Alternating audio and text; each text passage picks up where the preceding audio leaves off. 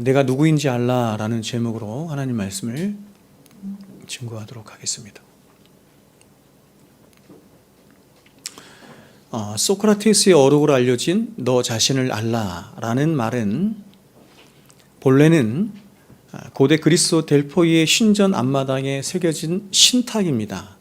그러니까 신탁이라고 하는 말은 신이 인간의 말을 빌어서 자신을 이렇게 뜻을 나타내는 것을 신탁이라고 해요. 이 말이 신전 앞마당에 새겨져 있는 이유는 신전에 들어오는 모든 이들이 이 말을 꼭 기억하기를 바라는 그런 마음 때문일 것입니다. 플라톤은 소크라테스와 알키비아데스의 대화를 다룬 책 알키비아데스에서 소크라테스의 이 유명한 말을 다음과 같이 인용했습니다. 그러므로 신이 너 자신을 알라고 명하시는 것은 우리가 영혼을 가진 자임을 생각하라고 깨우치는 것이라네, 이렇게 말을 했습니다. 그러니까 우리가 흔히 아는 것처럼 너 자신을 알라라고 하는 말은 네 주제를 파악하라라고 하는 그런 의미가 아니고, 인간이 영혼을 지닌 위대한 존재라고 하는 것을 스스로 생각하고 기억하여서 거기에 어울리는 삶을, 거기에 합당한 삶을 살아라 하는 그런 의미인 거예요. 자, 우리는 계속해서 염려에 대해서 살펴보고 있습니다. 우리는 지난 2번의 시간을 통해서 왜 염려가 우리들에게 해로운 것인지, 이 염려의 여러 해악성들에 대해서 우리가 함께 살펴보았어요. 여러분, 염려는 그냥 단순한 문제가 아니고, 이 염려는 하나님이 영생을 위하여 살라고 주신 우리의 인생을 그야말로 송두리째 다 도적질해 가는 죄의 원흉이 바로 염려예요. 염려하면서 우리는 하나님을 볼 수 없고, 염려하면서 하나님의 영광을 위하여 살 수 없고, 영광을 위하여, 오늘 말씀의 결론이 33절 말씀인데 하나님의 나라와 하나님의 의를 위하여 살 수 없어요. 하나님이 창조하신 인간은 위로는 하나님을 사랑하고 옆으로는 이웃을 사랑하며, 그래서 하나님의 나라와 의를 구하며 하나님의 영광을 위하여 살도록 피조된 가장 영광스러운 존재인데, 우리가 염려하며 살아가면 이러한 영생의 삶을, 이런 영광된 삶을 하나도 살 수가 없는 거예요. 염려는 그야말로 우리의 모든 내면 세계를 다 무질서하게 만듭니다. 다 무질서하게 만들어서 우리로 하여금 하나님이 창조하신 그 창조의 여러분 원리대로 살지 못하게 하는 것이 바로 이 염려인 것입니다. 그래서 이렇게 이 염려의 감옥에 갇혀 그 인간의 모든 아름다움과 가치를 다 잃어버린 채 가장 비참한 인생을 살아가는 우리들을 향해서 예수님께서 처방을 해주시는데, 그 처방의 첫 번째가 뭐냐면, 그 근본이 뭐냐면 네가 누구인지 알라 하는 것입니다. 네가 누구인지 알라 하시는 거예요. 다시 말해서 주님은 저와 여러분이 이 땅에서 온갖 근심과 염려들로 인해서 인생을 다 도적질하며 당하며 살지 않도록 하기 위해서는 가장 먼저 중요한 게 뭐냐면, 네가 하나님 앞에 누구인지를 아는 것이 중요하다, 이렇게 말씀하는 거예요. 주님은 이렇게 나라는 존재가 어떤 존재인지, 다시 말해서 나라는 존재가 얼마나 존귀한 존재인지 깨닫도록 하기 위해서 이제 주님께서 여러 가지 유비들을 통해서 우리에게 말씀하시는 거예요. 그 중에 첫 번째 유비가 바로 25절이에요. 20을 같이 한번 읽어볼까요? 읽어보겠습니다. 시작. 그러므로 내가 너희에게 이르노니 목숨을 위하여 무엇을 먹을까? 무엇을 마실까? 몸을 위하여 무엇을 입을까 염려하지 말라. 목숨이 음식보다 중하지 아니하며 몸이 의복보다 중하지 아니하냐. 자, 주님이 한번 생각해 보라는 것입니다. 오늘 우리가 25절부터 34절까지 말씀을 읽었는데, 이 말씀에 보면 예수님께서 여러 번에 걸쳐서 말씀하시는 것 중에 하나가 뭐냐면 이거예요. 야, 얘들아 좀 봐라, 이러는 거예요. 봐라. 내가 너에게 눈을 주었으니 좀 눈으로 좀 보고, 머리를 주었으니 좀 생각 좀 해라, 이거예요. 생각을 안 한다는 거예요. 보지 않는다는 거예요. 우리의 눈과 우리의 마음과 생각이 자꾸 다른 데 있는 거예요. 그래서 예수님께서 좀 봐라, 좀 생각 좀 해라 하는 것입니다. 뭘 생각합니까? 이것입니다. 어떻게 목숨이 음식보다 중할 수 있고 몸이 의복보다 중할 수 있는지를 한번 생각 좀 해봐라. 너희들은 이 땅에서 먹는 것, 입는 것, 사는 것 때문에 너무나 쉽게 걱정하고 염려하며 또 그것들을 너무 탐해요. 탐욕스럽죠. 그걸 탐함으로 그것들의 너의 마음을 다 빼앗기곤 하지만, 그러나 그러한 것들은 하나님이 너에게 주신 너의 목숨이나 몸에 비하면 아무것도 아니라는 거예요. 더 나아가서 그러한 것들은 다 너희의 목숨과 몸을 위하여 존재하는 것들이지, 너희의 몸과 목숨이 그러한 것들을 위해 존재하는 게 아니다. 뭐가 바뀌었어요? 목적과 수단이 바뀐 거예요. 그러니까 목숨이 음식을 위하여 있지 않고 몸이 의복을 위하여 있지 않으며, 오히려 음식이 목숨을 위하여 있고 의복이 몸을 위하여 있는 것인데, 오히려 너희는 그걸 다 바꿨다는 겁니다. 가장 중요한 목숨과 몸이 너희의 목적이 되지 않고 중요하지 않은, 그렇죠? 먹는 것, 입는 것, 사는 것, 이런 거에 마음을 다 빼앗김으로 너희의 인생을 다 도적질 당하는 그런 허비하는 인생이 되고 만다, 이렇게 말씀하는 것이죠.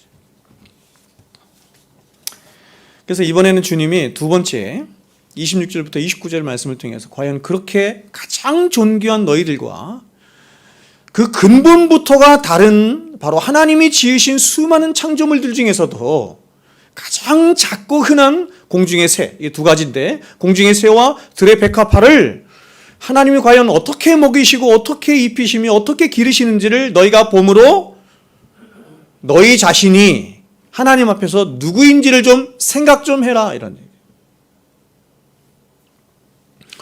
과연 그렇게 공중의 새와 들의 백합화와 같은 가장 하찮은 피조물조차도 하나님이 먹이시고 입히시며 기르시는데, 하물며 당신의 형상을 입혀 가장 존귀하게 창조한 너희들, 더 나아가서 당신의 아들의 피로 값주고 사신 바 된 세상 무엇과도 비교할 수 없을 만큼 가장 존귀한 너희들일까 보냐라고 말씀하는 거예요.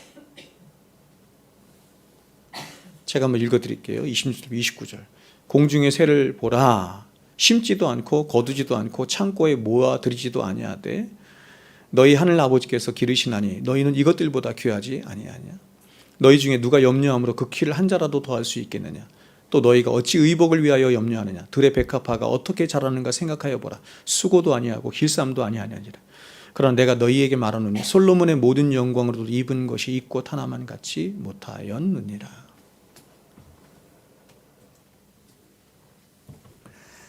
자, 여러분, 지금 이 말씀에서 주님이 우리에게 염려하지 말라라는 게 주제잖아요. 가장 중요한 거예요. 근데 염려하지 말라 하시며 우리 주님께서 가장 먼저 강조해서 하시는 말씀이 뭐냐면, 지금 너를 돌보고 있고 너를 사랑하고 있는 그분이 누군가라고 하는 걸 말하는데, 그분을 뭐라고 표현하고 있냐면 하늘 아버지, 이렇게 표현하고 있어요. 하늘 아버지. 여러분 어디서 봤어요? 하늘 아버지 어디서 봤어요? 주기도문에서 봤죠. 우린 주기도문을 통해서도 주님께서 우리가 믿는 하나님을 그냥 하나님 이렇게 부르지 말고 하늘에 계신 우리 아버지, 이렇게 부르도록 하셨어요. 이게 똑같은 말이에요. 하늘 아버지. 우리와 관계를 맺으셔서 우리를 먹이시고 입히시며 돌보시는 그 하나님이 어떤 하나님이냐면, 먼저는 모든 만물의 창조주시자 모든 만물의 통치자시며 모든 만물의 주인 되신 바로 이 땅에 계신 분이 아니라 하늘에 계신, 하늘에 계신, 그죠? 계시다는 것은 살아계신다는 것을 의미하는 거죠.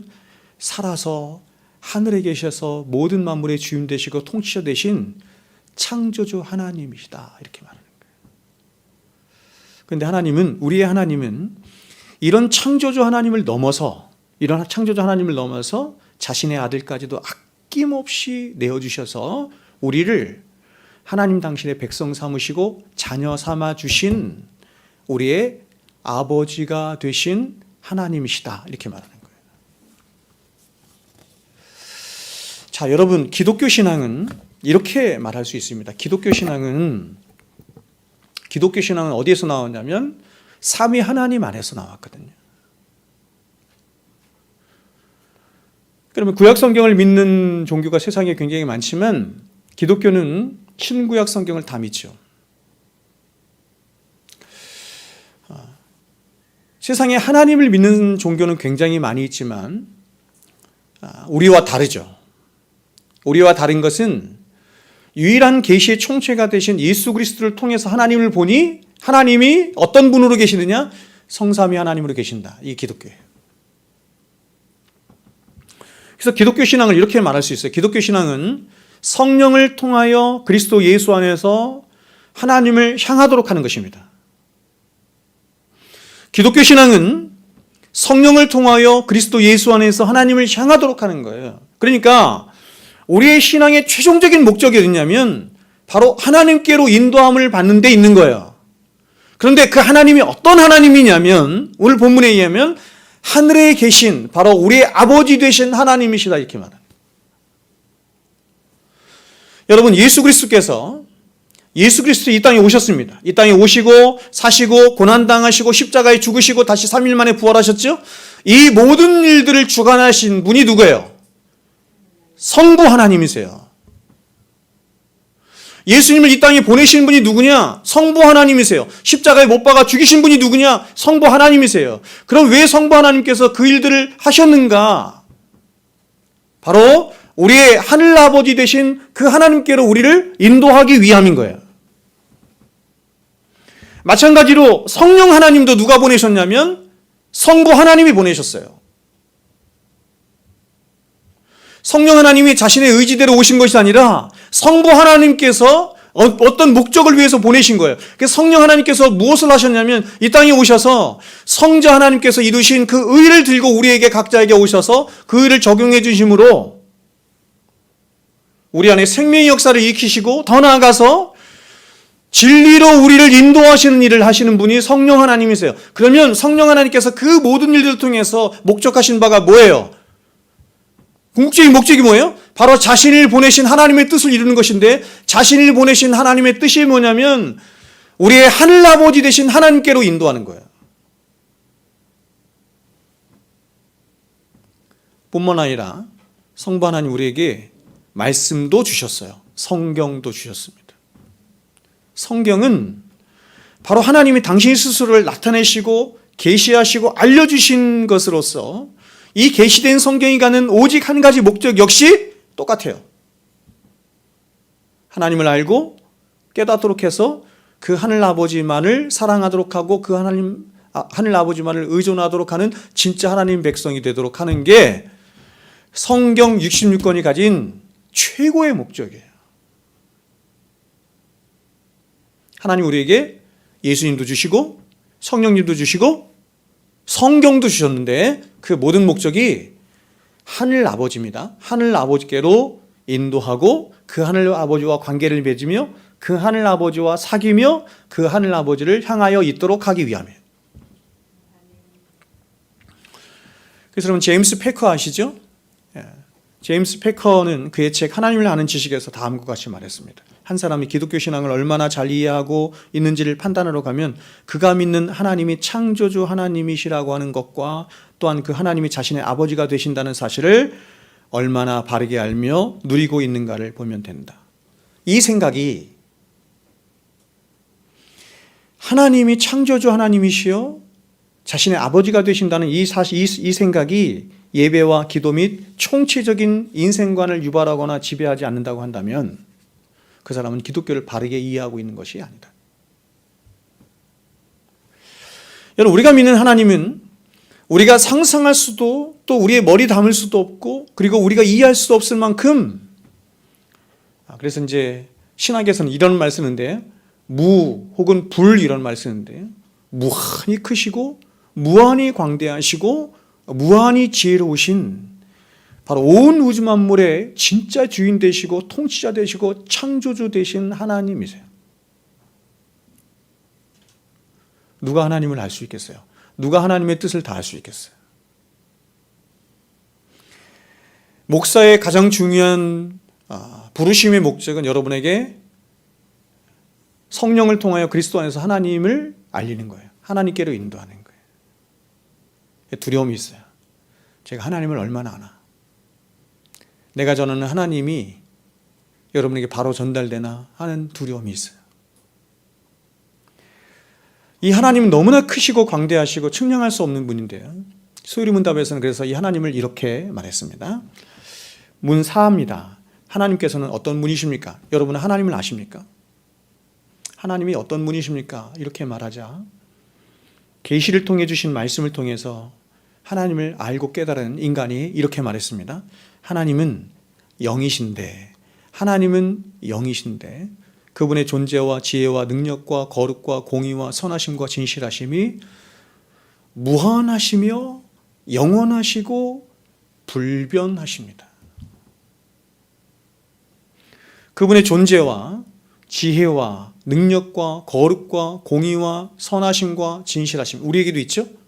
우리도 존재니까 지혜도 있고 능력도 있고 거룩도 있고 공의도 있고 선함도 이런 것이죠. 근데 다른 것은 뭐냐면 무한하시고 영원하시고 불변하십니다. 근데 그걸 한마디로 뭐라고 표현하냐면 영이신 하나님 이렇게 표현한 거예요. 영이신 하나님이라고 하는 것은 뭐냐면 이런 것이에요. 하나님이 창조하신 창조물의 밖에 계신 하나님 이런 뜻이에요. 하나님은 우리가 보고 듣고 만지고 이해하고 상상할 수 있는 그런 어떤 물질적이고 정신적인 방식으로 그분이 정의되시거나 혹은 규정되시거나 표현되어질 수 있는 분이 아니라는 거예요. 쉽게 말해서 하나님은 모든 피조물의 그 세계 밖에 계신, 그래서 이걸 이렇게 표현했어요. 헐리하다, 전적인 타자로 계신 하나님이세요. 근데 여러분, 이렇게 우리가 상상할 수 없을 만큼 크고 광대하시며 위대하신 하나님이 바로 저와 여러분의 아버지가 되셨다는 거예요.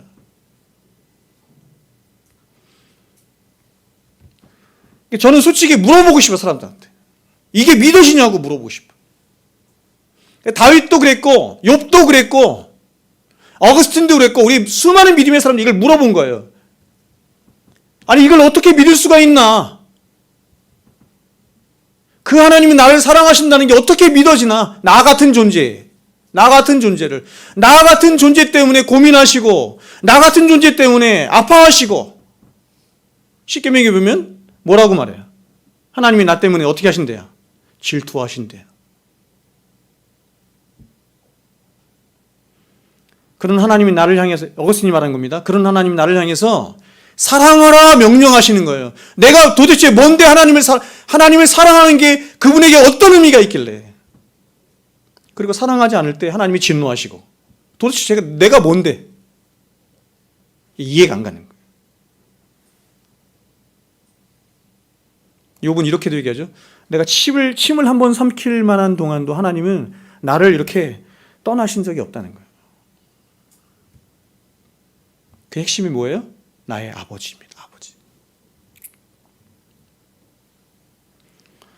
저는 이것을 진정으로 믿는다고 한다면 우리의 삶은 혁명적으로 달라질 거라고 저는 생각해요. 이게 뭔지를 단 1%도 안다면. 그러면 여러분, 하나님은 어떤 방식으로 우리의 아버지가 되셨습니까? 바로 당신의 하나밖에 없는 독생하신 아들을 십자가에 내어주시는 그런 대속의 방식으로 우리를 당신의 자녀로 삼으신 거예요. 그럼 여러분, 기독교 신앙의 위대함이 바로 여기 있는 겁니다. 기독교 신앙의 위대함이 여기 있어요. 그것은 바로 절대로 맞닿을 수 없고 절대로 하나 될 수 없는 바로 이 무한이라고 표현할 수밖에 없는 무한하신 하나님과 유한하고 죄인된 인간이 그리스도 예수 안에서 하나로 연합되어지는 거예요.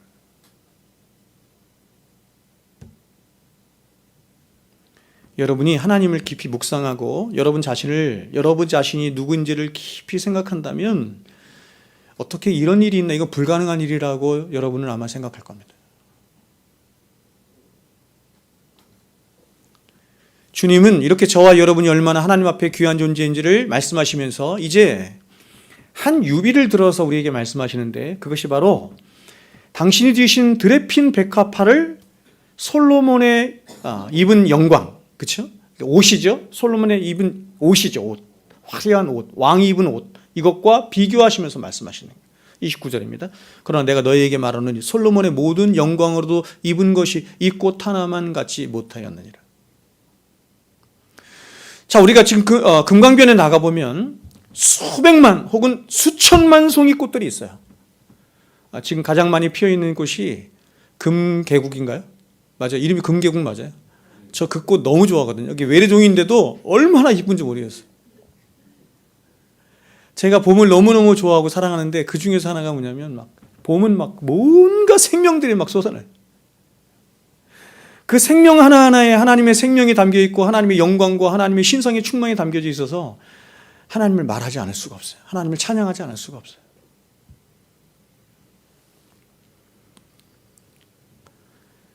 이런 꽃들은 어떤 면에서 우리의 이 빗나간 시각으로 볼 때 이렇습니다. 거의 가치가 없어 보여요. 거의 가치가 없어 보이고 내일 아궁이에 던져져도 별 문제가 없다 이렇게 생각합니다. 근데 여러분, 주님은 이렇게 우리가 보기에도 아무런 가치가 없는 들꽃 한 송이가, 들풀이 솔로몬의 모든 영광으로도 입은 의복보다 뛰어나다 이렇게 말씀해요. 이유가 뭡니까? 제가 지난 시간에 여러분을 말씀드린 것처럼 십계명을 보면 십계명은 중요한 것부터 우리의 인생, 우리의 삶의 가장 중요한 것부터 중요하지 않은 것을, 이것도 다 중요하지만 10가지로 쫙 표현하면서 이게 순위예요. 순위. 제일 중요한 게 뭐냐면 1계명인데 하나님이에요. 우리 인생에서 가장 중요한 분이 누구라고요? 하나님이세요. 10계명은 뭘 말하는 거냐면 물질을 말하는 거예요. 우리 인생에서 중요합니다. 물질도 중요해요. 물론. 그러나 물질은 하나님에 비하면 엄청나게 차이나는 거예요. 이게 순서거든요. 일상은 거꾸로 됐어요. 세상에서 가장 중요한 게 뭡니까? 물질이에요. 가장 중요하지 않은 게 뭡니까? 하나님이에요. 똑같아요. 우리는 들에 핀 백합화, 그죠? 들에 피어 있는 그런 들풀 하나, 이런, 저거 아궁이에 때도 아무것도 아니지, 별로 중요하지 않지, 이렇게 생각하는데 예수님의 관점은 다르죠? 그 들풀 하나가 솔로몬이 입은 가장 화려한 사람의 솜씨로 만든 최고의 영광인 그 옷보다 더 뛰어나다 이렇게 말씀하는 거예요. 이걸 볼 수 있어야죠. 이유가 뭡니까? 첫째로 옷의 아름다움은 아무리 아름다워야 꽃의 아름다움의 모방일 뿐이기 때문입니다. 이상 최고의 장인이 만든 솔로몬의 화려한 예복이라 할지라도 그것은 단지 자연의 아름다움을 본떠 만든 옷이에요. 이것 뿐이겠습니까? 인간이 뭔가 문명을 창조해내고 만들어내는 모든 것들은 다 하나님이 기존에 창조하신 것을 가지고 모방하거나 만들어내는 것이에요.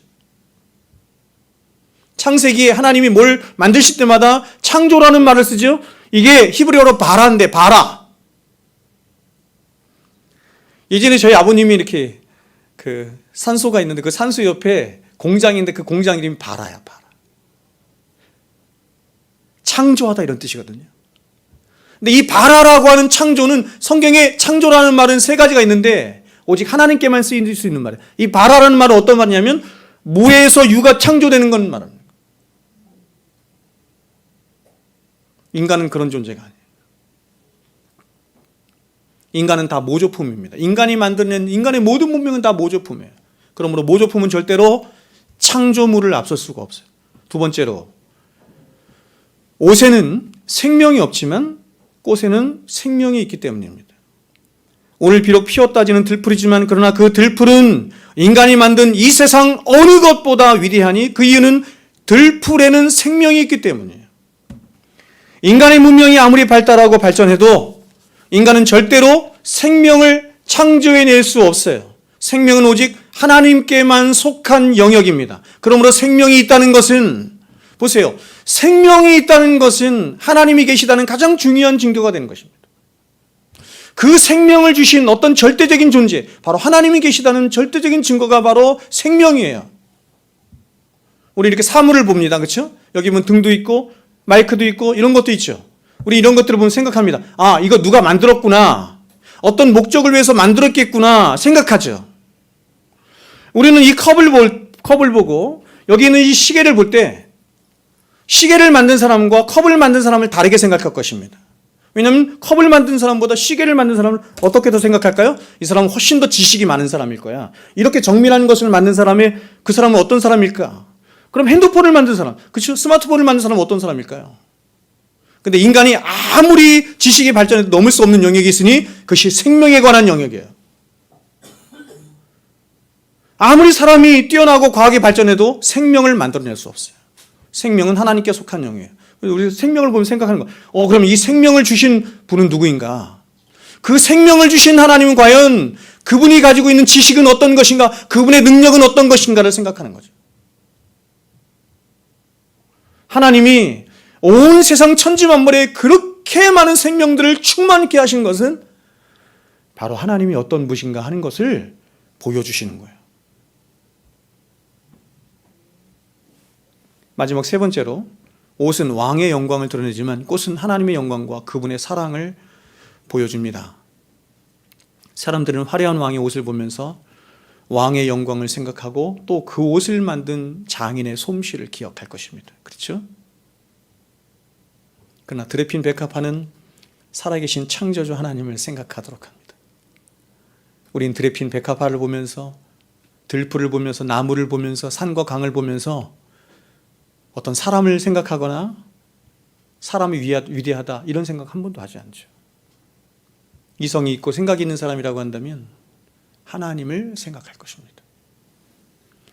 그러므로 이 세상 모든 피조물들은 모두가 다 하나같이 자신의 존재적 영광 안에서 하나님을 드러내며 하나님을 찬양하고 있는 것이에요.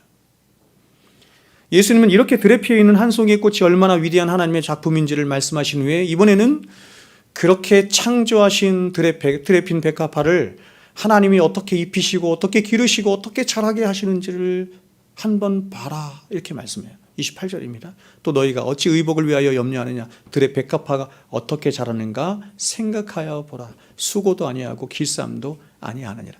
또 말씀하시죠. 야 얘들아 생각 좀 해라.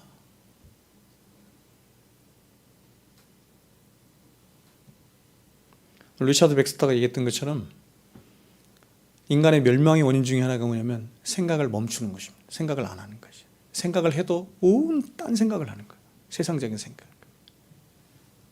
하나님 우리에게 지각을 주신 것은 뭘 담으라고 준 거죠. 이 머리에 뭘 담으라고. 뭘 담으라고? 하나님을 담으라고. 그런데 우리 머리는 하나님을 담기보다는 세상의 것들을 담는 데 너무 바빠요. 우리 지각은 하나님을 생각하라고 하나님께서 지각을 주셨는데 하나님을 생각하기보다 세상을 생각하는 데 너무 바빠.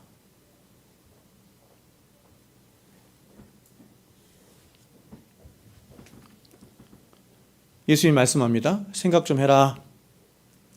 그저 활짝 피어있는 꽃만 보지 말고 과연 그 꽃을 하나님이 어떻게 자라게 하시는지를 생각 좀 해라. 그 꽃은 스스로 수고도 아니하고 길쌈도 하지 않지 않느냐?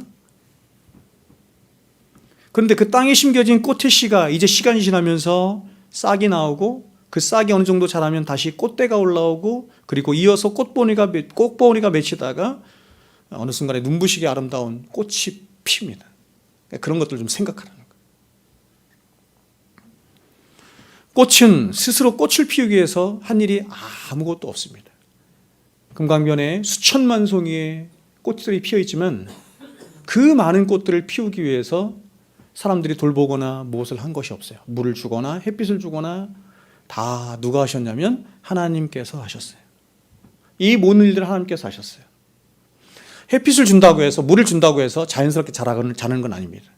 그 생명이 자라고 성숙하고 하는 데는 다 하나님의 은혜가 있어야 되는 거죠.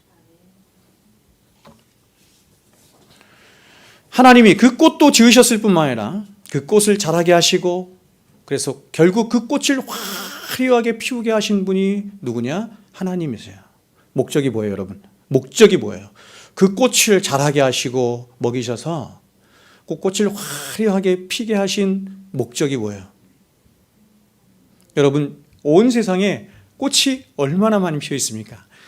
저 금강변에만 해도 수천만 송이의 꽃이 피어 있을 텐데 온 세상에는 얼마나 많은 꽃이 피어 있고 얼마나 많은 나무들이 자라고 있고 얼마나 많은 풀이 자라고 있고 우리가 한 번도 보지 못한 우리의 육안으로 관찰할 수 있는 이 우주에 떠 있는 별은 6,000개 정도밖에 안 된대요. 6,000개. 그죠? 그러나 여러분이 알다시피, 천문학자를 통해서 여러분이 알다시피, 그렇죠? 우리 은하 안에만 있는 별이 1조개입니다. 근데 이런 은하가 우주 안에 1,000억 개가 있대요. 1,000억 개가. 근데 그 중에서 우리가 육안으로 볼 수 있는 게 가장, 그쵸, 상태가 좋은 상태에서 볼 수 있는 게 6,000개밖에 안 되는 거예요. 지구와는 비교도 할 수 없을 만큼 크고 광대한 별들이 우주에 수없이 떠 있는데 우리와는 전혀 상관이 없는 것 같은 거죠. 들에 피어있는 백합화가 저기 지리산에 피어있는, 태어나서 죽을 때까지 한 번도 인간의 손길이 닿지 않고 인간의 이 눈길 한 번 닿지 않은 수많은 꽃들, 나무들이 수없이 많은 거예요. 의미가 없습니까? 아니죠. 그 꽃이 생명이 있고 자라고 피어있고 나무들이 자라고 하는 모든 것에 원인이 있는 거야. 이유가, 목적이 있는 거야. 뭐예요? 하나님의 영광을 드러내는 거예요. 하나님을 향해 있는 거예요. 인간은 어리석고 자기중적이어서, 그렇죠? 그렇게 우리 눈에 띄지 않는 그런 나무나 꽃이나 이런 것들이 있으면 저게 무슨 필요가 있나, 무슨 소용이 있나, 무슨 가치가 있나? 아닙니다. 그 꽃 하나에도 하나님의 생명이 담겨 있고 하나님의 영광이 담겨 있어서 하나님을 찬란하게 드러내며 하나님의 영광을 나타내고 있는 거예요.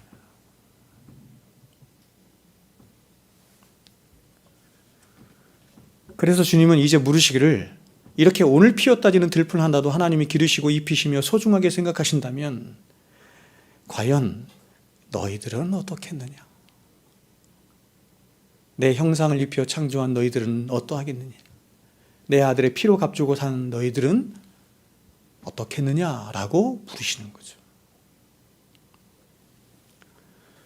그러므로 지금 너희가 그렇게 모든 근심과 염려와 두려움 속에 인생을 도적질 당하며 사는 것은 그렇게 너희를 낳으시고 사랑하신 그 하나님의 돌보심이나 은혜가 없기 때문이 아니라 하나님은 늘 똑같으세요. 늘 은혜로 함께 하세요. 늘 사랑으로 함께 하시고 늘 돌보세요.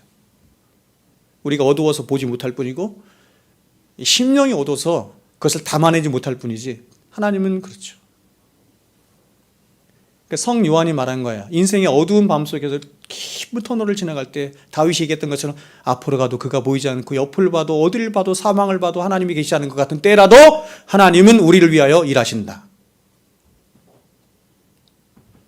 그러면 문제가 뭐냐? 믿음이 없는 것이 문제다. 이렇게 말해요.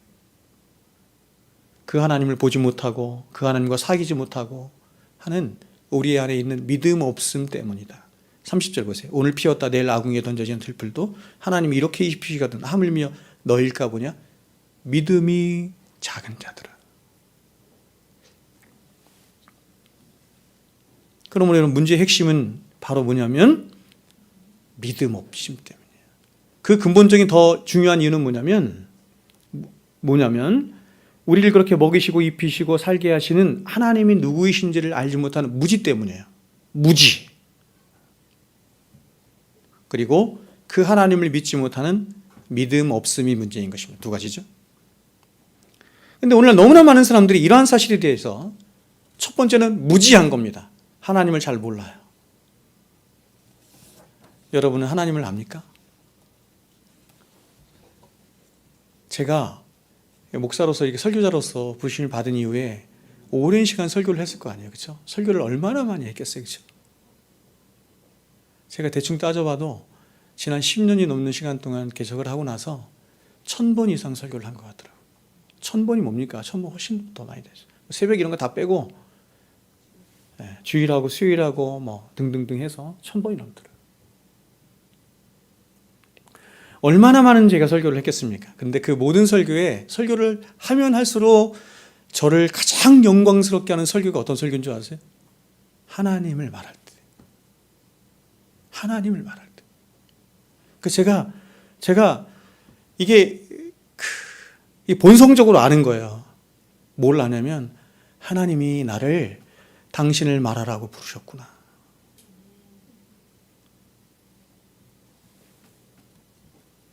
그래서 하나님을 더 알고 싶은 거예요. 더 알고 싶고, 하나님을 알면 알수록 칼빈이 얘기했던 것처럼 그분을 더 사랑하게 되고, 그분을 더 사랑하게 되면 더 그분을 알고 싶고, 그리고 그분을 말하지 않으면 견딜 수 없는 마음이 제게 있고, 저뿐이겠습니까? 성도 여러분도 마찬가지죠. 근데 오늘날 문제는 뭐냐면 하나님을 모르는 거예요. 너무 몰라.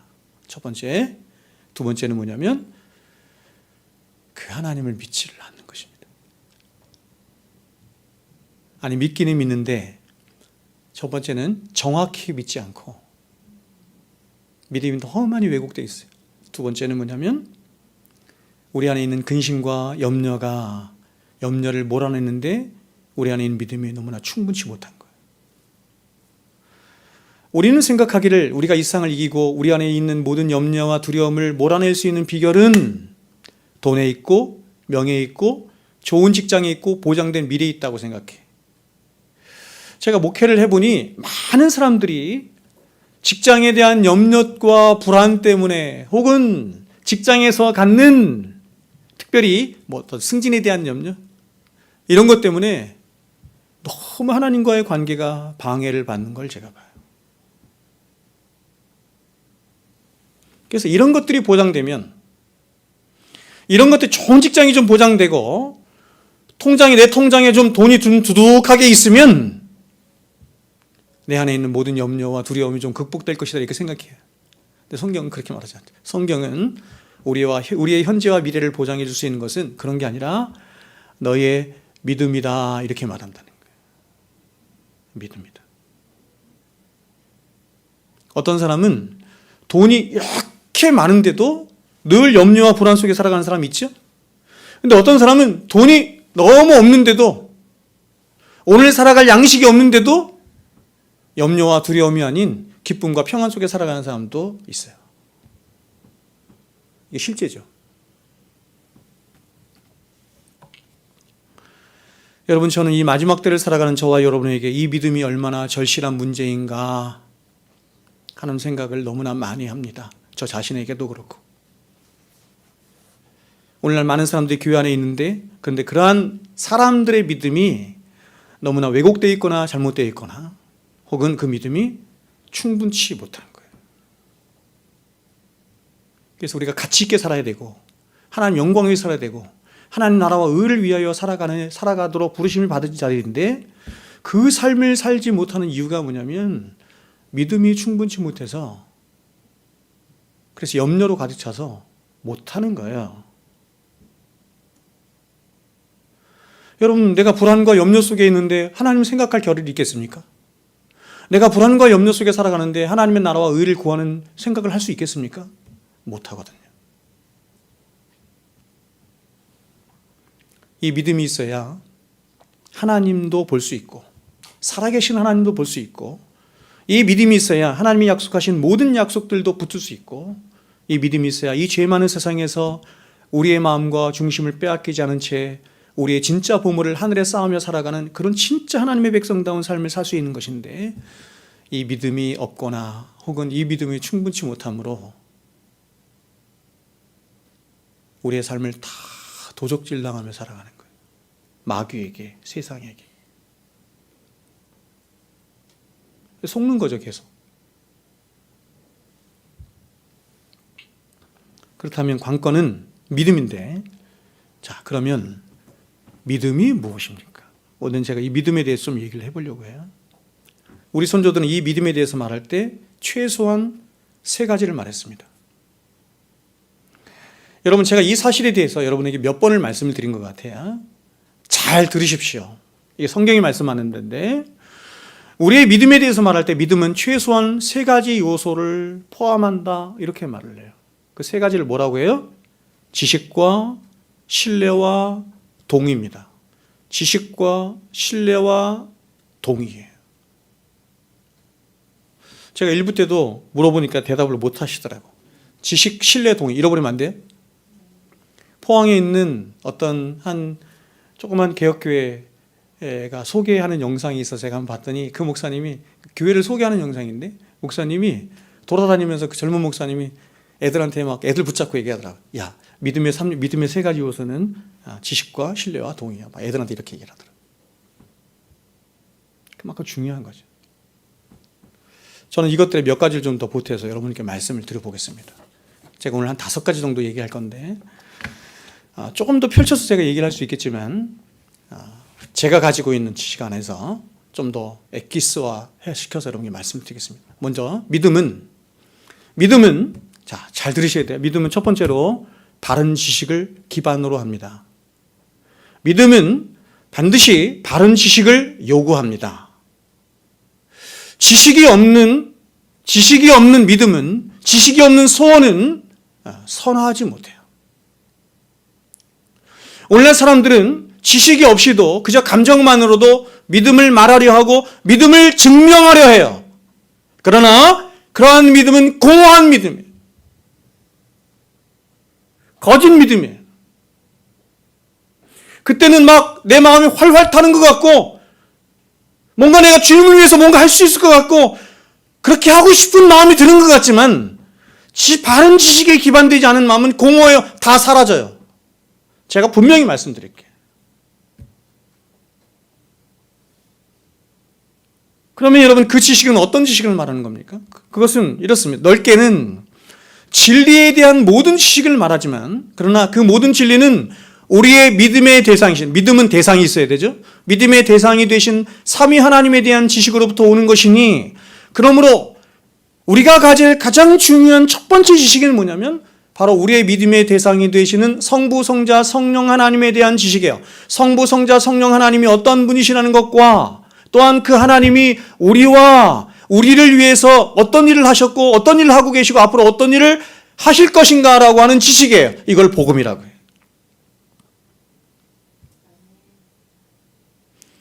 우리의 믿음은 여기에 기반돼서 하는 것입니다. 여기에 기반해서. 이러한 지식들을 보세요. 이러한 지식을 확 펼치면 그게 성경이 되는 거예요. 성경은 다 이야기를 담고.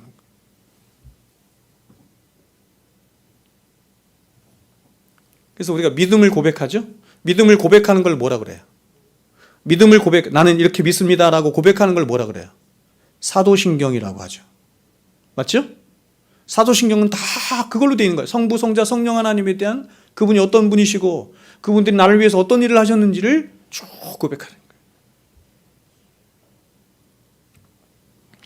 그래서 이제 두 번째로 믿음은 그 하나님에 대한 찬동과 신뢰를 가져오게 하는 것입니다.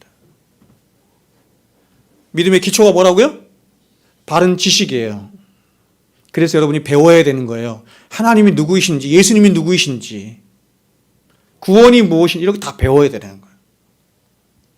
두 번째는 믿음은 그 하나님에 대한 찬송과 신뢰를 가져오게 합니다. 바로 삼위 하나님이 어떤 분이시라는 것과 또 그 삼위 하나님이 이루신 복음의 지식에 우리의 인격 깊은 곳으로부터 찬동하고 신뢰하고 동의하는 것입니다.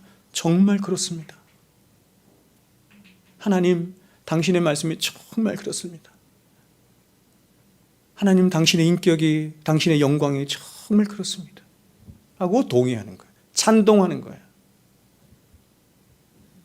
그래서 세 번째로 믿음은 이런 삼위 하나님과 그 삼위 하나님이 이루신 복음에 대한 깊은 찬동과 신뢰로 말미암아 이제 삼위 하나님을 자신의 인격 깊은 곳으로부터 받아들이는 거예요.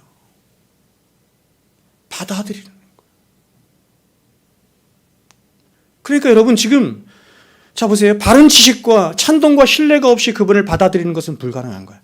근데 오늘날 복음주의는 쉽게 얘기하죠. 예수 영접하십시오. 영접한다는 말은 어마어마한 의미인데 이걸 쉽게 하는 거예요. 제가 아침에도 잠깐 유튜브를 좀 봤는데 펄 워셔 아시죠? 미국의 복음주의 설교자. 뭡니까? 변호사이자 세계적인 복음 설교자인데 펄 워셔가 이 얘기를 딱 하더라고요. 성경이 어디 우리에게 영접하라고 말씀합니까? 그런 말이죠. 성경이 어디 있냐고.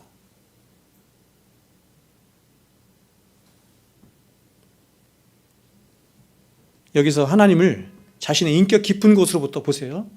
받아들인다는 의미는 그러니까 여러분 제가 방금 말씀드린 것처럼 내가 받아들이게 된 것은 뭐냐면 나의 어떤 의지나 이런 작용이라기보다는 뭐냐면 삼위 하나님에 대한 지식이 들어오고 그 지식으로 말미암아 내 안에서 인격적인 찬동과 신뢰가 있으면서 그분께 굴복하는 거예요, 인격이.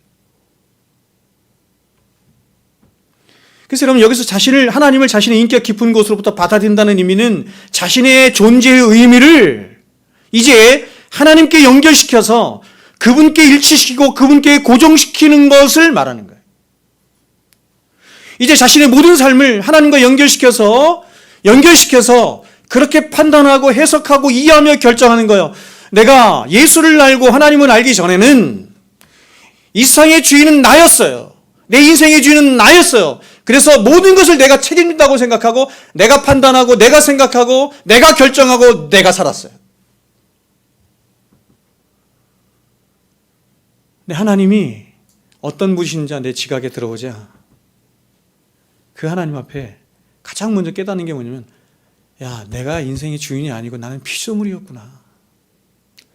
더 나아가서 난 죄인이었구나 깨닫는 거예요. 그래서 이제 내 인생의 주인을 하나님으로 삼아야지 라고 하는 인격적인 설복이 되는. 그래서 네 번째로 믿음은 우리에게 뭘 요구하냐면 나를 포기하도록 만들어요. 여기서 나를 포기한다는 것은 죄된 나를 부정하고 부인하는 것으로 나를 행복하게 해줄 가능성이 있다고 생각하는 모든 길을 포기하는 겁니다. 여러분은 여러분을 또 여러분의 인생을 보장해주고 행복하게 해줄 것이 뭐라고 생각하세요? 하나님을 믿는 사람은 그것이 예술에 있다고 생각하잖아요. 문학에 있다고 생각하잖아요. 혹은 돈에 있다고 생각하지 않고 좋은 직장에 있다고 생각하지 않고 종교에 있다고도 생각하지 않고 사상에 있다고도 생각하지 않아요. 사람들은 그것이 가장 중요하다고 생각하니까 그러한 것들에 의지해서 살아요. 그리고 때로는 그러한 것들에 자신의 목숨도 걸어. 우리는 그러한 것들 신뢰하지 않고 그런 것들을 믿지 않고 그런 것들이 궁극적으로 나를 구원과 행복으로 인도해 줄 거라고 믿지 않아요. 그럼 뭡니까? 나를 구원과 행복으로 인도해 줄 것은 유일한 한 가지는 예수 그리스도 뿐이라고 믿는 거예요. 믿음이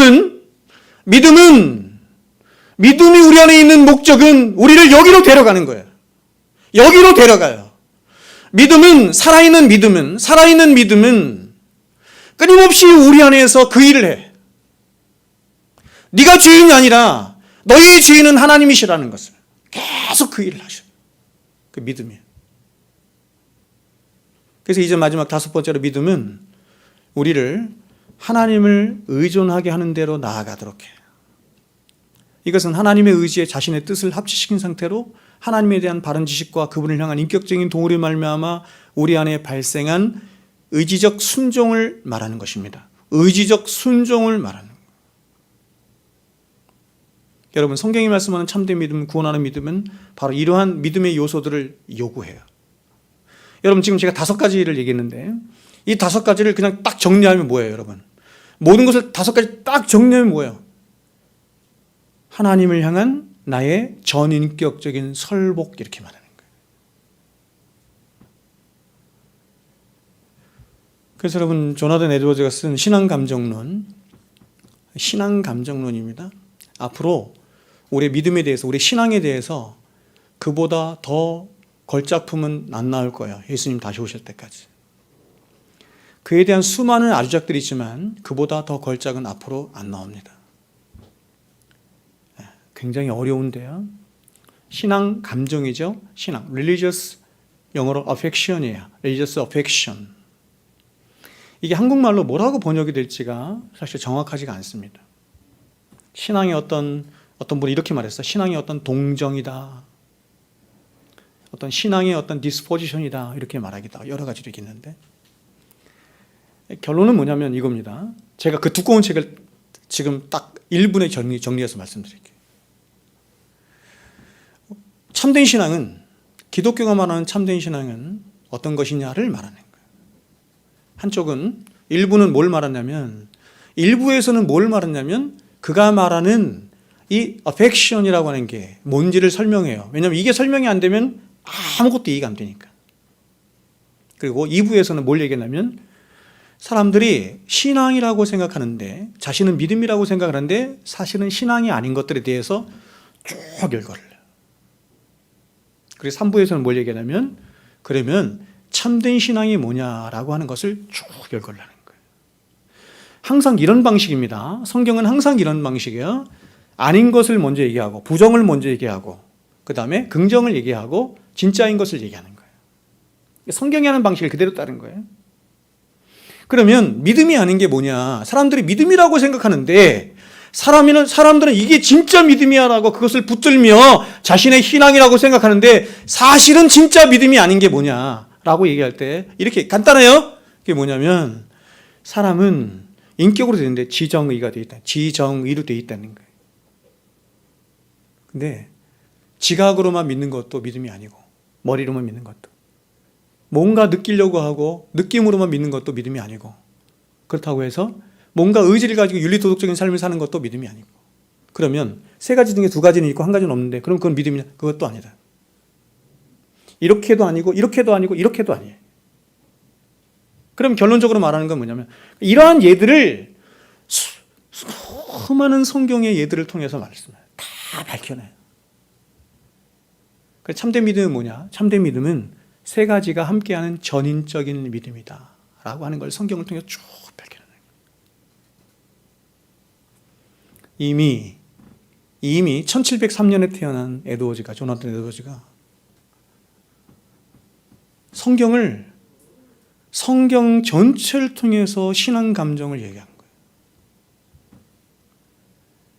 제가 추천하기로는 여러분 죽을 때까지, 생명 다할 때까지 반드시 읽어야 할 책, 신앙 감정 꼭 읽으셔야 됩니다. 여러분, 구원하는 믿음이 무엇인지, 참된 믿음이 무엇인지 아까 제가 5가지를 말씀드렸는데 그것을 제가 예를 들어서 한번 여러분에게 설명을 한번 해보겠습니다. 제가 설교 시간에 이 예화를 2번 정도 설교를 한 것 같은데 한 번 더 하겠습니다. 1부 때는 제가 안 했는데 한 번 더 하겠습니다. 옛날에 블론딘이라는 세계 최고의 고개사가 있었습니다. 이 사람은 최초로 나이아가라 폭포에서 외줄타기를 시도했는데 그 현장에 수많은 사람이 몰려왔습니다. 그때 블론딘은 청중들을 향해서 이렇게 물었죠. 여러분은 제가 걸어서 저 계곡 끝까지 갔다 올 줄 믿습니까? 그래서 청중들은 그렇습니다 이렇게 소리쳤습니다. 이에 블론딘은 약 18kg의 무게의 장대로 균형을 잡으며 한 발 한 발 밧줄 위를 걸어서 폭포를 건넜고 다시 무사히 돌아왔습니다. 그래서 이번에는 블론딘이 이렇게 청중들 향해서 다시 물었습니다. 그렇다면 이번에는 내가 사람을 등에 업고 이 폭포를 건널 수 있다고 여러분은 믿으십니까? 그러자 관중들은 얘기했습니다. 예, 믿습니다. 이렇게 말했습니다. 그래서 블론딘은 이렇게 다시 물었으면, 그렇다면 내 등에 업혀서 나와 같이 이 폭포를 건너갈 사람 한 분만 나와 주십시오 라고 외쳤습니다. 그러자 관중들 가운데 그 누구도 이 블론딘의 말을 듣고 선뜻 나서서 블론딘의 등에 업힌 사람이 없었습니다. 그런데 이렇게 자원자가 아무도 없다고 판단한 블론딘은 이번엔 관중들 가운데 서 있는 한 남자에게 물었습니다. 당신은 믿으십니까? 이렇게 물었습니다. 청중들에게 물은 게 아니라 한 사람에게 당신은 믿으십니까? 이렇게 물었습니다. 그러자 해리 컬커드라고 하는 이름의 그 남성은 조금의 주저함도 없이 난 당신을 믿습니다. 기꺼이 나는 당신의 등에 업히겠습니다. 이렇게 말했습니다. 실제 있었던 일이에요. 이렇게 남자를 등에 업은 블론딘은 이제까지보다 훨씬 더 신중하게 로프에 올라 한 발 한 발 내리기 시작했고 결국 그 두 사람은 나이아가라 폭포를 건너는데 성공을 했습니다. 여러분, 이 컬커드라고 하는 사람이 누구였을까요? 컬커드라고 하는 사람이 누구였을까요? 블론딘의 매니저였습니다. 여러분, 컬커드라고 하는 사람이 이 블론딘에게 자신의 이 생명까지도 맡길 수 있었던 이유가 뭔지를 생각해 보셔야 되는 거예요. 이것은 성경이 말씀하는 믿음의 본질이 무엇인지 정말 잘 보여주는 예라고 말씀을 드리고 싶습니다. 사람들은 고개사를 알았고 그의 최고 실력도 보았고 그래서 그를 믿었습니다. 믿는다고 했습니다. 그러나 그들은 고개사를 머리로만 믿었고 그래서 그를 좋아했지만 그러나 자신과 자신의 생명을 고개사에게 맡기는 그런 행위까지는 나아가지 못한 거예요. 마찬가지로 여러분, 우리가 예수님이 나를 위해서 십자가에 죽으셨고 죄와 사망을 이기시고 부활하셨습니다라고 하는 것을 믿는 것은 머리로만 믿는 것, 다시 말해서 이 역사적인 지식까지만 믿는 거예요. 믿은 거예요. 그러니까 우리는 지식과 정서와 의지가 있는데 요까지만 믿은 거죠. 그래서 이러한 지식으로 우리는 그분을 좋아할 수도 있고 그런 말씀에 동의할 수도 있고 그래서 기뻐할 수도 있어요. 그러나 만일 우리가 여기까지만 믿는다고 한다면 그것은 성경은 그것을 믿음이라고 말하지 않아요.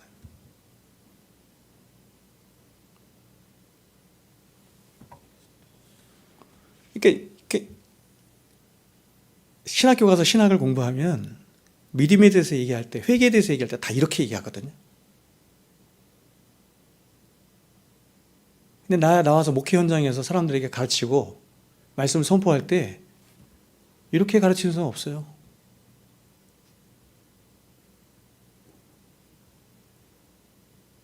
왜냐하면 이렇게 가르치면 수많은 사람들이 떠날 것이기 때문에. 정직하지 않은 거죠. 아니, 사실은 그가 안 믿는 거죠. 저는 여러분에게 성경이 말씀한 바를 그대로 여러분에게 말씀을 드리고 싶습니다. 그래서 제가 수시로 하나님께 묻는 거예요. 하나님, 성경이 정말 맞습니까? 하나님 말씀 맞습니까? 하나님께서 성경대로 그렇게 세상을 심판하십니까? 성경대로 구원하십니까? 두려움이 있는 거예요. 지금 제가 여러분에게 전한 이런 말씀들은요, 믿음에 관한 어떤 이런 말씀들은 청교도 시대나 아니면 개혁파 정통 시대나 종교개혁 시대나 가장 복음이 정말 영광스럽던 그 시대로 가면 그 모든 믿음의 사람들은 다 이렇게 믿음을 얘기했어요. 오늘날처럼 예수 믿으면 구원받습니다 이렇게 말하지 않았어요. 교회 다니면 다 구원받 이렇게 말하지 않았어요.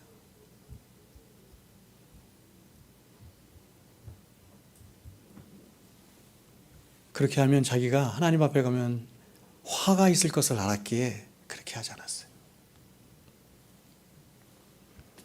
믿음은 반드시 앞서 말씀드린 5가지 요소들을 포함합니다. 바른 지식과 찬송과 신뢰와 하나님을 향한 인격적인 받아들임과 그로 말미암은 나를 부인함과 그리고 하나님을 향한 의존의 마음을 포함해요. 물론 여러분, 이러한 믿음의 요소들이 강하게 나타나는 사람도 있고 많이 나타나는 사람도 있고 적게 나타나고 그렇지 않은 사람도 있어요.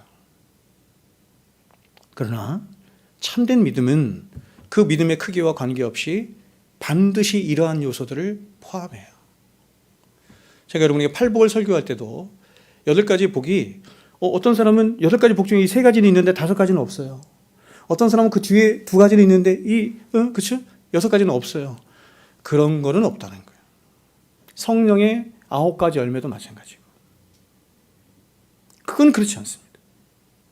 팔복이 그러한 것처럼 팔복이 구원받은 자 안에서 이 8가지의 복이 반드시 그것이 많이 나타나든지 적게 나든지 강하게 나타나든지 희미하게 나타나든지 그거는 차이일 수 있어요. 그러나 반드시 나타내야 하는 것처럼 지금 제가 말씀드린 이 5가지 믿음의 요소들도 반드시 있어야 하는 거예요. 여러분, 저와 여러분이 이러한 참 믿음이 있는 자들임을 믿습니다. 제가 개척을 하고 10년이 넘도록 이런 말씀을 전했는데 이 자리를 지키고 여러분이 버틴다는 것은 믿음이 있기 때문이라고 제가 믿어요.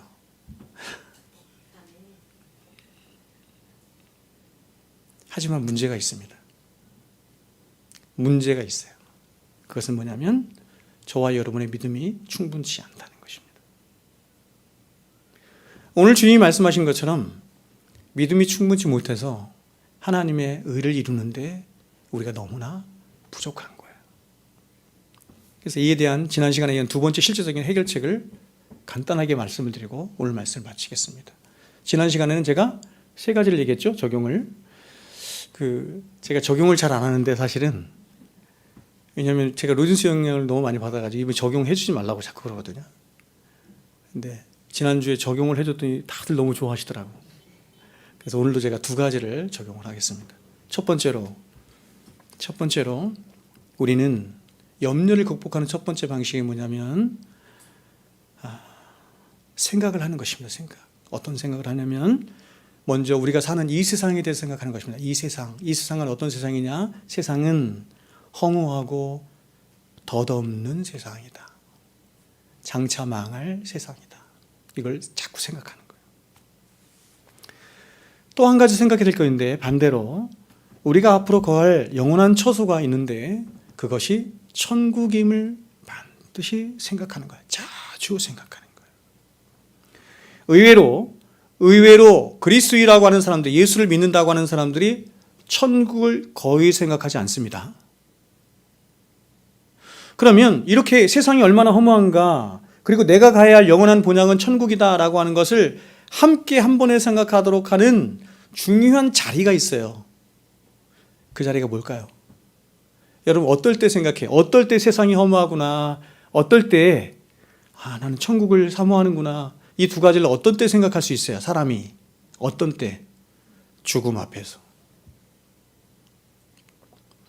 사람이 가장 정직해지는 때, 그리고 자신의 인생의 우선순위를 가장 바르게 결정하는 때가 언제냐면 죽음 앞에서예요. 제가 아까 말씀드린 것처럼 10계명은 1계명부터 10계명까지가, 제가 나중에 10계명 다시 강의할게요. 1계명부터 10계명까지가 중요 순서예요.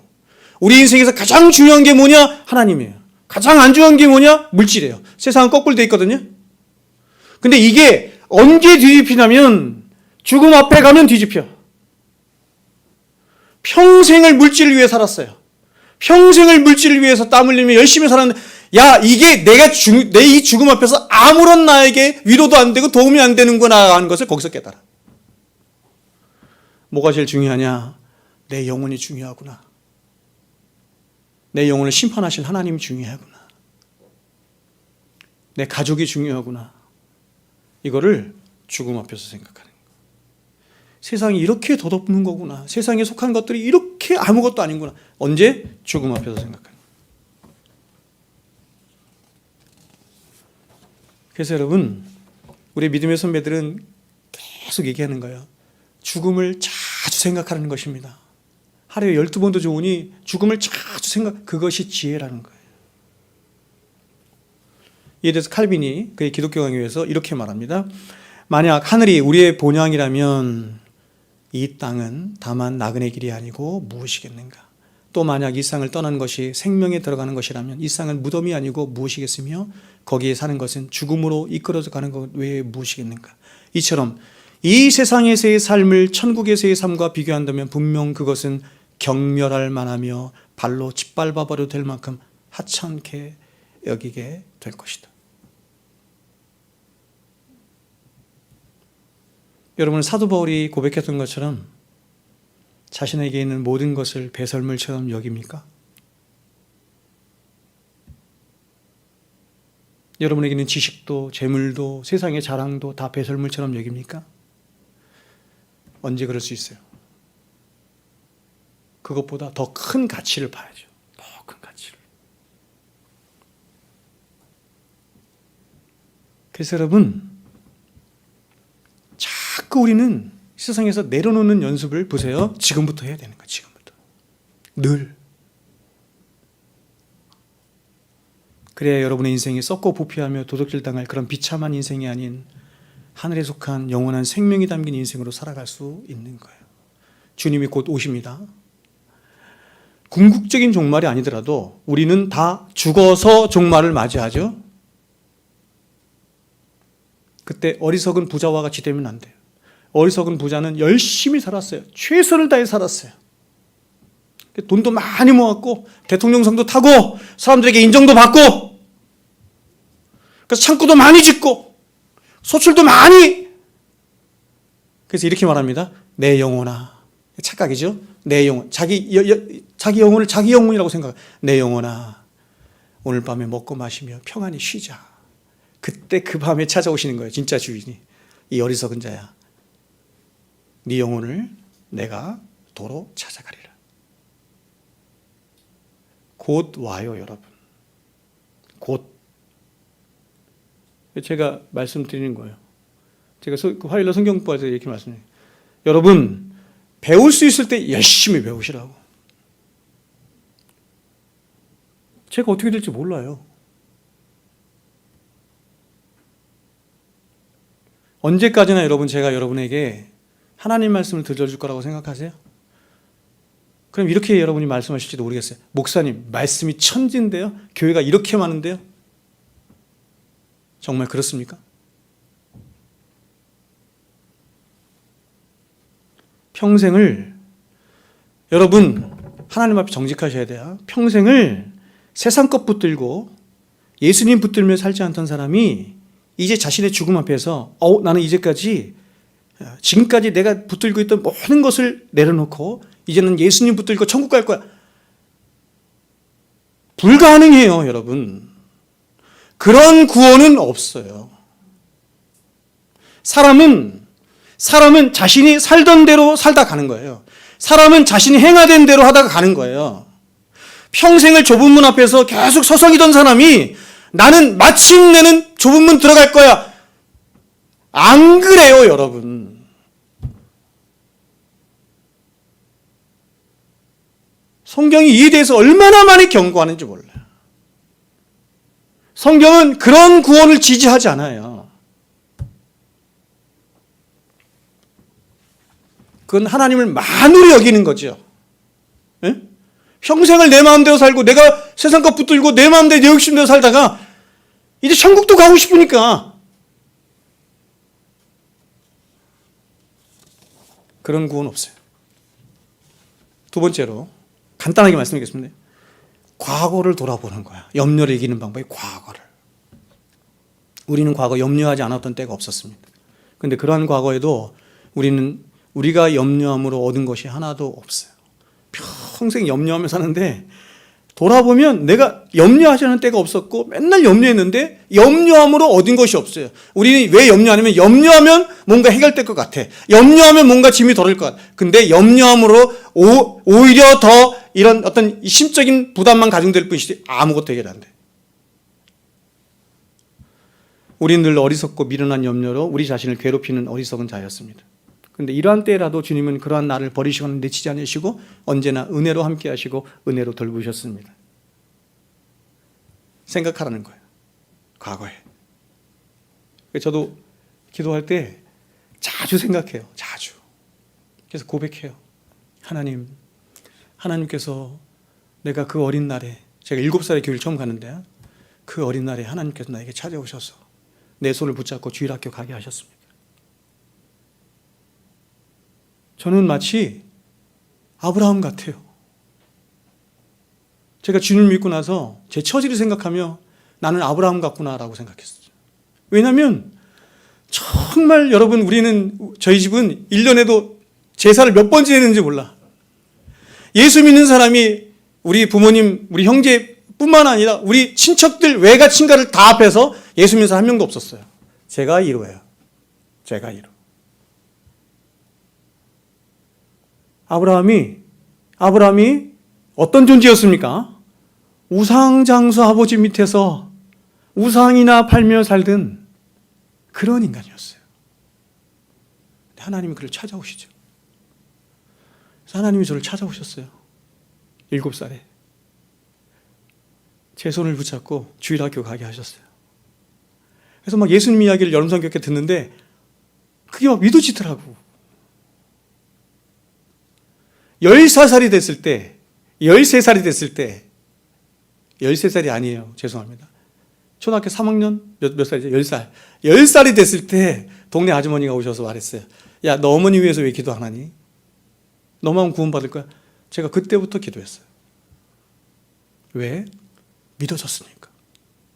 천국이 있다고 믿어졌으니까.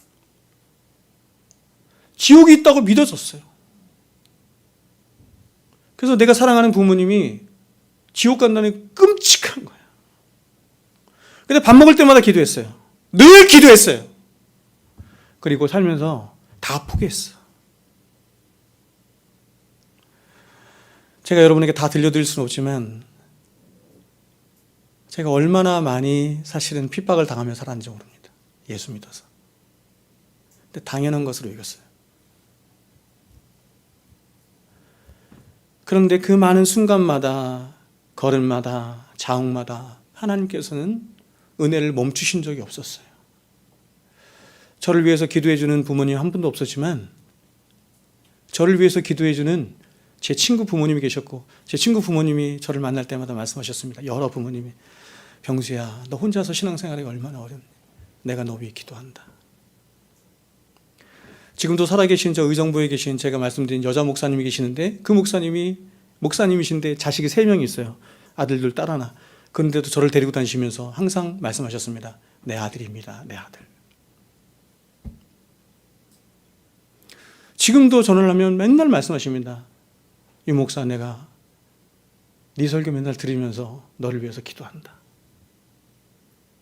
그 목사님이 지금 81인가 그런데요. 놀라운 게 뭐냐면 지금도 자신의 돈을 들여서 전도를 하세요. 하루에 2번씩, 한 번 나갈 때마다 3시간씩 전도를 하신대요.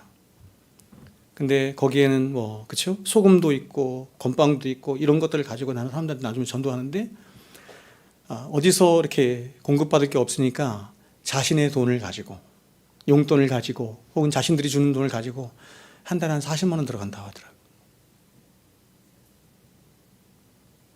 81살 되셨는데 그분이 저를 위해서 평생 기도해 주셨습니다. 평생. 예. 제 장모님은 말할 것도 없죠. 기도 골수분인데. 걸음마다 자웅마다 하나님이 사랑 붙여주시고 때로는 책망도 하시고 늘 하나님의 은혜로 함께 하셔서 여기까지 오게 하셨습니다. 그래서 과거를 돌아보는 거예요. 나를 돌아보는 거예요. 이런 과거를 돌아봐서 참 이 하나님의 은혜를 기억하면서 신앙을 회복하는 가장 대표적인 말씀이 시편 77편 말씀인데, 제가 이 말씀을 여러분에게 좀 소개하고 싶었는데 시간이 너무 많이 가서 집에 가서 한번 읽어보십시오. 집에 가서 읽어보십시오.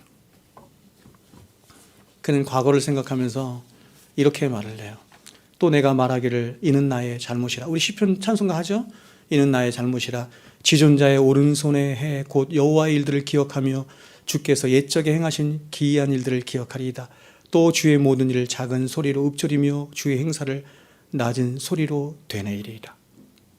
이게 과거를 기억하면서 하나님이 주신 은혜를 생각하니까 기도할 힘이 생기는 거야. 기도할 힘이. 그래서 이렇게 말해요. 내가 내 음성으로 하나님께 부르짖으리니 내 음성으로 하나님께 부르짖으면 내게 귀를 기울이시로다. 마음이 너무 어려울 때는 기도할 힘조차 없어. 기도할 힘조차 없어요. 근데 옛적 일을 기억하면서 하나님께서 베풀어 주셨던 은혜의 때를 기억하니 기도할 힘이 생기는 거야. 왜요? 그랬구나. 내가 과거에도 이렇게 고난이 있고 어려울 때 하나님 앞에 기도했을 때 하나님이 다 들으시고 나에게 은혜를 베풀어 주셨던 그때를 기억하면서 하나님 앞에 기도할 힘을 얻는 거야. 그렇지. 내가 하나님 앞에 나아가서 기도해야지. 시편 40편이죠. 기가 막힐 웅덩이와 수렁이죠. 이게 얼마나 기가 막힌지 기가 막히다 얘기. 근데 그가 어느 순간 눈을 들어서 보니 하늘이 뚫려 있는 걸 아는 거예요. 하늘이 뚫려 있는 걸 아는 거예요.